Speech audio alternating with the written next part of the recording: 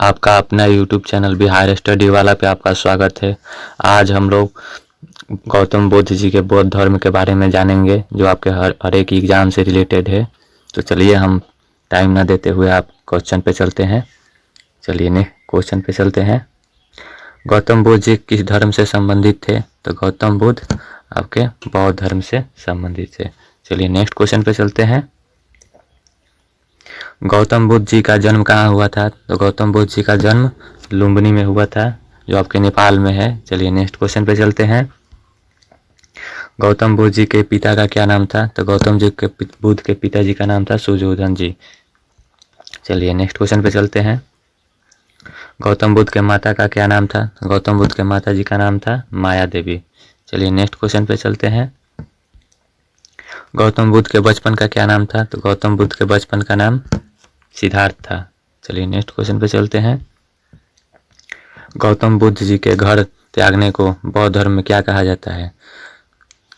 क्या कहा जाता है घर त्यागने का गौतम बुद्ध का? तो महाभिनिष्क्रमण कहा जाता है। चलिए नेक्स्ट क्वेश्चन पे चलते हैं। गौतम बुद्ध को किस नदी के किनारे ज्ञान की प्राप्त हुआ था? गौतम बुद्ध को किस नदी के किनारे ज्ञान प्राप्त हुआ था? तो किस नदी के किनारे हुआ था? तो निरंजना नदी के तट पे हुआ था। चलिए नेक्स्ट क्वेश्चन पे चलते हैं। गौतम बुद्ध की ज्ञान की प्राप्ति को बौद्ध धर्म में क्यों कहा गया है? तो गौतम बुद्ध की ज्ञान की प्राप्ति का प्रतीक बौद्ध धर्म में क्या कहा गया है? तो धम्म चक्र प्रवर्तन कहा गया है। चलिए नेक्स्ट क्वेश्चन पे चलते हैं। गौतम बुद्ध ने सबसे पहले उपदेश कहाँ दिए थे? तो गौतम बुद्ध सबसे पहले उपदेश सारनाथ में दिए थे। नेक्स्ट क्वेश्चन पे चलते हैं। गौतम बुद्ध ने सबसे अधिक उपदेश कहाँ दिए? तो गौतम बुद्ध सबसे अधिक उपदेश श्रावस्ती में दिए थे। चलिए नेक्स्ट क्वेश्चन पे चलते हैं। गौतम बुद्ध के गुरु का क्या नाम था? तो गौतम बुद्ध के गुरु का नाम था अलारकराम एन उदक रामपुत्र थे। चलिए नेक्स्ट क्वेश्चन पे चलते हैं।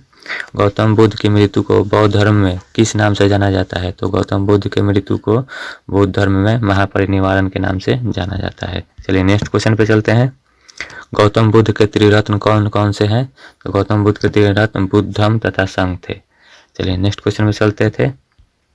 बौद्ध धर्म में गौतम बुद्ध के भिक्षुक के निवास स्थान को क्या कहा जाता था?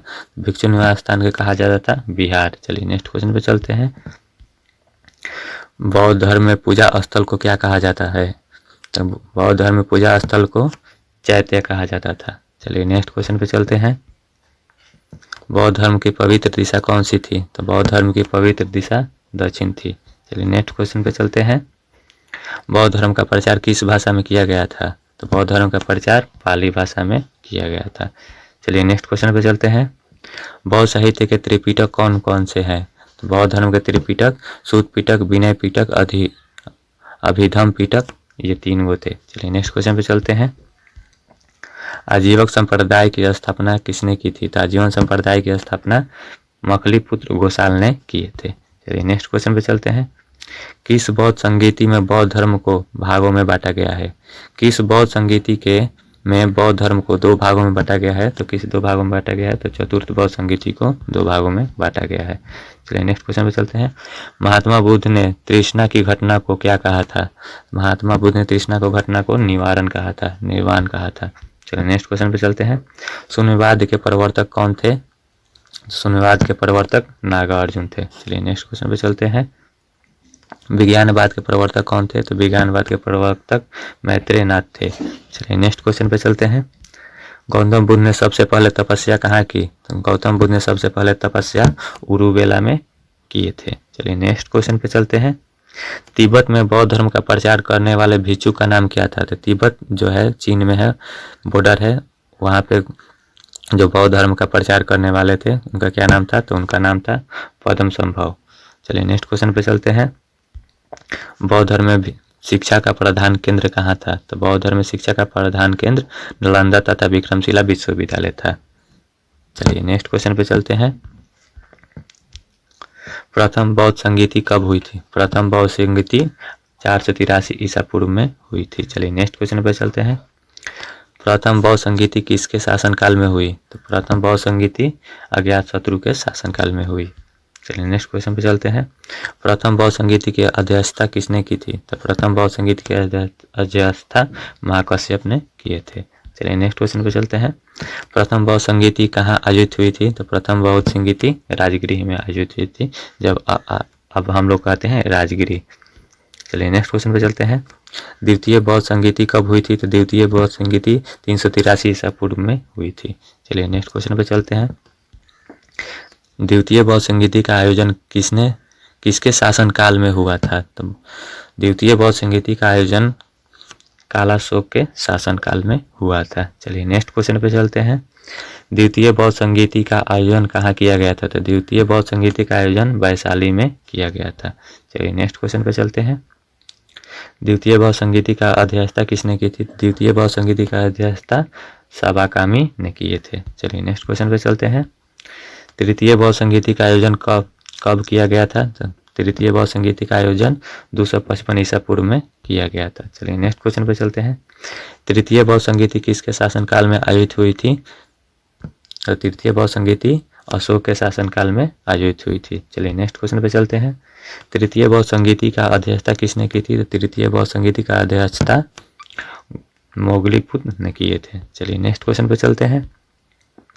तृतीय बौद्ध संगीति का आयोजन कहाँ किया गया था? तृतीय बौद्ध संगीति का आयोजन पाटलिपुत्र में किया गया था, जो पटना में है। चलिए नेक्स्ट क्वेश्चन पे चलते हैं। कौन सी बौद्ध संगीति बिहार में नहीं हुई? तो कौन सी बौद्ध संगीति बिहार में नहीं हुई? तो बौद्ध संगीत चतुर्थ बौद्ध संगीति कुंडल वन कश्मीर में नहीं हुई। चलिए नेक्स्ट क्वेश्चन पे चलते हैं। चतुर्थ बौद्ध संगीति का आयोजन कब किया गया था? तो चतुर्थ बौद्ध संगीति का आयोजन प्रथम शताब्दी में किया गया था। नेक्स्ट क्वेश्चन पे चलते हैं।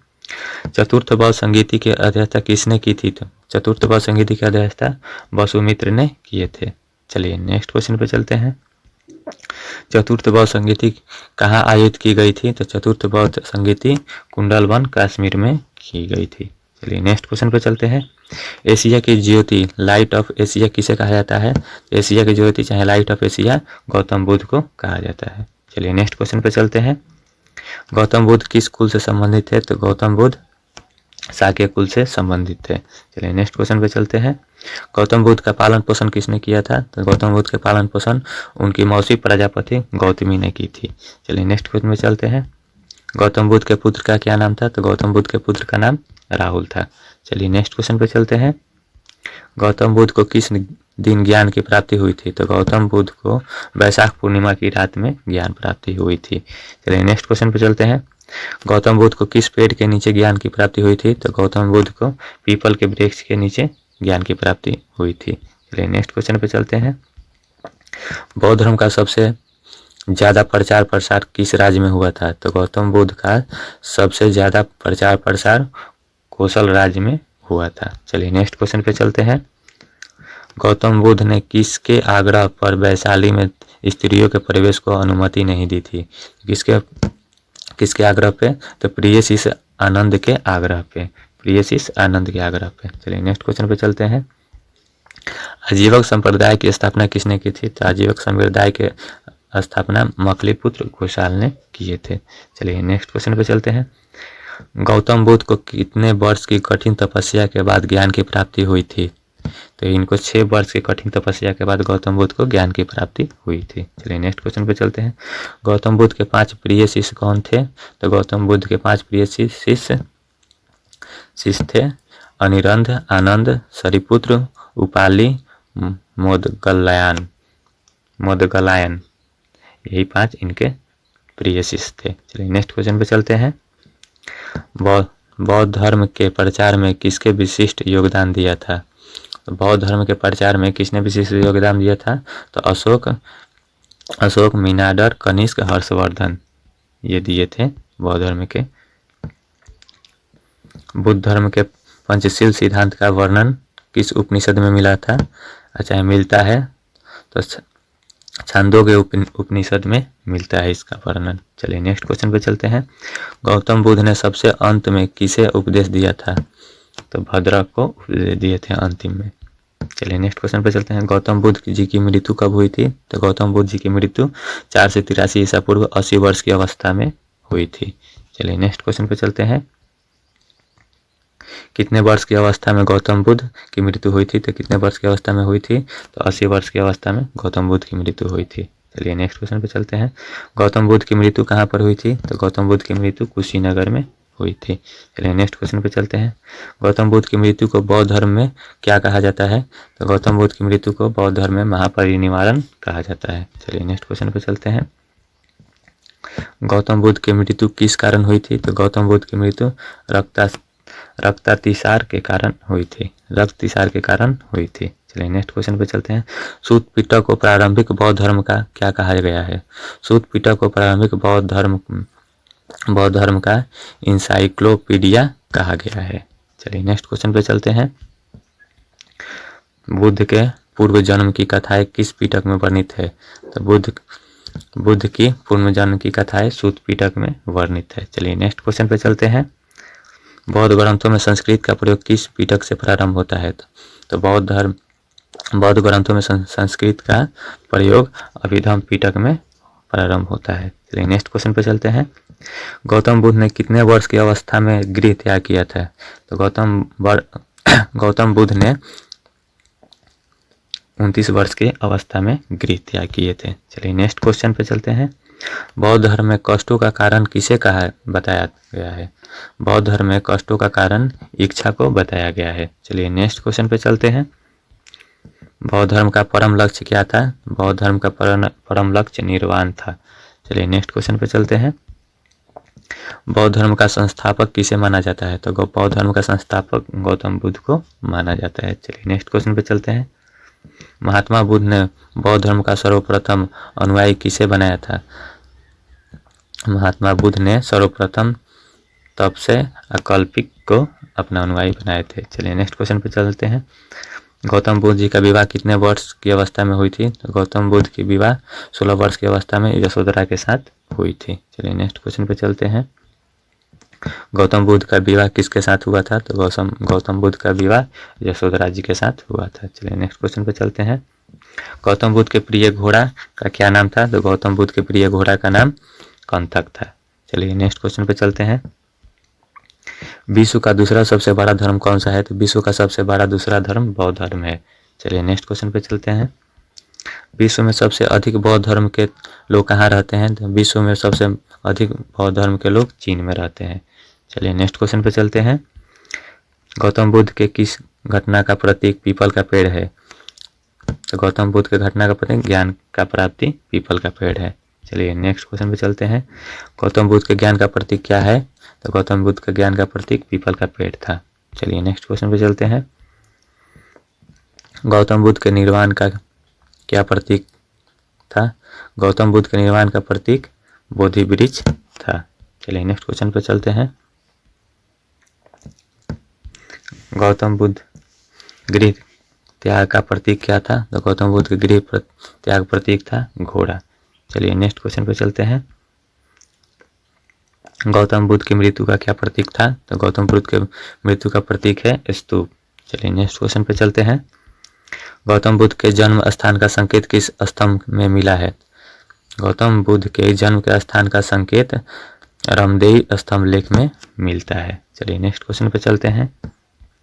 गौतम बुद्ध बौद्ध धर्म में प्रत्यक्ष मतदान को क्या कहा जाता है? तो बौद्ध धर्म में प्रत्यक्ष मतदान को व्युत्पत्ति कहा जाता है। चलिए नेक्स्ट क्वेश्चन पे चलते हैं। बौद्ध धर्म के प्रस्ताव पाठ को क्या कहा गया है? तो बौद्ध धर्म के प्रस्ताव पाठ को नक्ति कहा जाता है। नेक्स्ट क्वेश्चन पे चलते हैं। गौतम बुद्ध का सारथी कौन था? तो गौतम बुद्ध का सारथी चना था। चलिए नेक्स्ट क्वेश्चन पे चलते हैं। गौतम बुद्ध के पिता गण से किस संबंधित थे? गौतम बुद्ध के पिता शाक्य गण से संबंधित थे। नेक्स्ट क्वेश्चन पे चलते हैं। गौतम बुद्ध की मौसी का क्या नाम है? तो गौतम बुद्ध की मौसी का नाम प्रजापति गौतमी है। चलिए नेक्स्ट क्वेश्चन पे चलते हैं। यह दुनिया दुखों से भरी है किसने कहा था? यह दुनिया दुखों से भरी है गौतम बुद्ध ने उपदेशों के हवाले से कहा था। चलिए नेक्स्ट क्वेश्चन पे चलते हैं।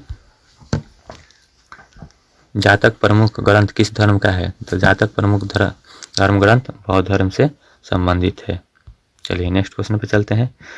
बुद्ध के उपदेशों का संग्रह किस में मिलता है? बुद्ध का उपदेशों का संग्रह सूत पिटक में मिलता है। चलिए नेक्स्ट क्वेश्चन पे चलते हैं। गौतम बुद्ध द्वारा भिक्षुणी संघ की स्थापना कहाँ की गई थी? तो बौद्ध धर्म में भिक्षुणी संघ की स्थापना वैशाली में की गई थी। चलिए नेक्स्ट क्वेश्चन पे चलते हैं। बौद्ध धर्म के पूजा स्थल को क्या कहा जाता था? तो बौद्ध धर्म के पूजा स्थल को चैतन्य मंडप कहा जाता था। चलिए नेक्स्ट क्वेश्चन पे चलते हैं। बौद्ध धर्म के प्रवेश को क्या कहा जाता था? तो बौद्ध धर्म के प्रवेश को उपसंपदा या प्रवज्य कहा जाता था। चलिए नेक्स्ट क्वेश्चन पे चलते हैं। गौतम बुद्ध के सबसे प्रिय शिष्य का क्या नाम था? तो गौतम बुद्ध के सबसे प्रिय शिष्य का नाम था आनंद। चलिए नेक्स्ट क्वेश्चन पे चलते हैं। गौतम बुद्ध की प्रथम महिला शिष्य कौन थी? तो गौतम बुद्ध की प्रथम महिला शिष्य प्रजापति गौतमी जो उनकी मौसी थी। चलिए नेक्स्ट क्वेश्चन पे चलते हैं। बोधि वृक्ष को किसने कटवाया था? तो बोधि वृक्ष को बंगाल के शासक शशांक ने कटवाया था। चलिए नेक्स्ट क्वेश्चन पे चलते हैं। बौद्ध का पवित्र त्यौहार कौन सा है? तो बौद्ध का पवित्र त्यौहार वैशाख पूर्णिमा है। चलिए नेक्स्ट क्वेश्चन पे चलते हैं। बुद्ध की प्रथम मूर्ति किस कला में बनी थी? तो बुद्ध की प्रथम मूर्ति मथुरा कला में बनी थी। चलिए नेक्स्ट क्वेश्चन पे चलते हैं। भारत के बाहर बौद्ध धर्म को फैलाने का श्रेय किस सम्राट को जाता है? तो इसका श्रेय अशोक सम्राट को जाता है। चलिए नेक्स्ट क्वेश्चन पे चलते हैं। कुंडल वन काशी में कौन सी बौद्ध संगीति आयोजित की गई थी? तो कुंडल वन में चतुर्थ बौद्ध संगीति आयोजित की गई थी। चलिए नेक्स्ट क्वेश्चन पे चलते हैं। गौतम बुद्ध के मृत्यु के बाद उनके शरीर के अवशेषों को कितने भागों में बांटा गया है? तो उनके जो शरीर थे उनके 8 अवशेषों में बांटा गया है। चलिए नेक्स्ट क्वेश्चन पे चलते हैं। बौद्ध धर्म में सम्मिलित होने के लिए न्यूनतम आयु कितनी थी? तो बौद्ध धर्म में सम्मिलित होने के लिए न्यूनतम आयु 15 वर्ष थी। Thank you. आप लोगों का 100 क्वेश्चन संपूर्ण हुआ। आप लोग बताइए आपका कितना सही हुआ है इसमें, और फिर से हम दोबारा दूसरे टॉपिक के हम लेकर आएंगे जो आपके और एक कॉम्पिटेटिव एग्जाम से रिलेटेड क्वेश्चन होगा।